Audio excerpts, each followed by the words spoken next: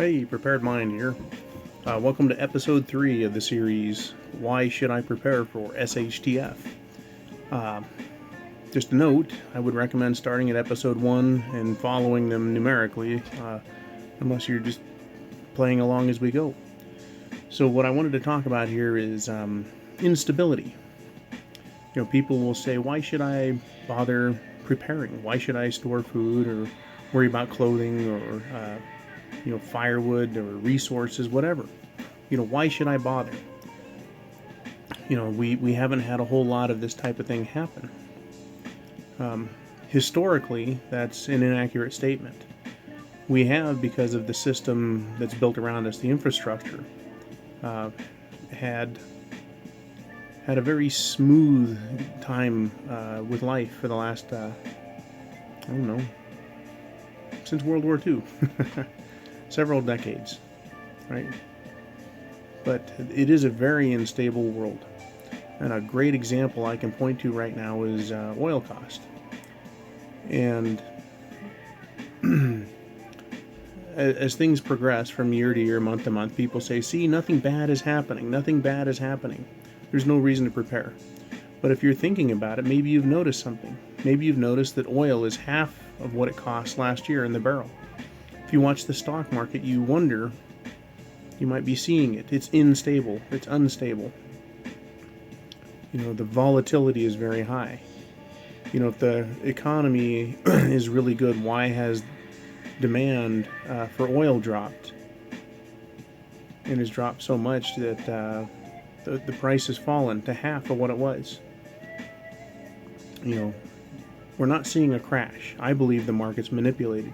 But the potential for economic disaster is there. So what does that have to do with prepping? Well, if there's a banking issue, the way there has been on smaller scales, like in Greece, in Cyprus, in Russia, recently there's been some problems. So I guess what that means is we need to be able to look at everything. Why should I prepare? If you think the world is stable, then you're not going to be a prepper. If you see the instability in it and understand the threats, the risk it presents, then you'll probably be more inclined to prepare. But why? Why would you do that? Well, you've got insurance for everything: health insurance, car insurance, home insurance, rental insurance. You can look at prepping as a form of emergency insurance. We've talked about natural and man-made disasters, hurricanes and snowstorms, tidal waves. We've talked about, man-made disasters. That is, something crazy like a Nazi takeover, right? Something hostile like that I talked about. But there's also terrorists out there and hackers, because our system is now really reliant upon the internet and computing. Those systems can be hacked, they can be crashed, they can be manipulated. And that covers everything from our power grid to Wall Street, your bank. And it only has to be down a day and the panicking can start. 3 or 4 days and we've got problems. Big problems if people can't buy food in the stores because they have no access to cash. They have no way to charge with a credit card. Something very small like that. An economic crash based on something that happens on Wall Street could cause panic for several days. While you can't have insurance for that, what can you do? Well, you can prepare. Much the way we discuss here on the internet. You can prepare by having food, water on hand, enough to ensure you make it all the way through to the other side of whatever the disruption might be. And again, for some of us, we're going to think of that in terms of weeks. Others will think months, and some will think, apocalyptically. How much do you really need to have? Well, you start with what you need to get by for what you believe in, and also, what you can afford. What you can afford to put back, put away, store. Like I said, you spend hundreds a month on insurance. You pay hundreds of dollars a month in taxes, which is Social Security insurance. Okay. But the thing with food, storing food and water, is you can always eat it and drink it. In a way, it's an investment. It's a safety net for you. So why should you prep? Why should you prepare for shit hits the fan? Well, because if there is a economic problem, stock market crash, banking crash, or hackers, right, hacking into the system and causing system disruptions, having that food there is good for you and your family. It doesn't hurt you at all. It's good for any emergency. So that's why you should prepare. Why?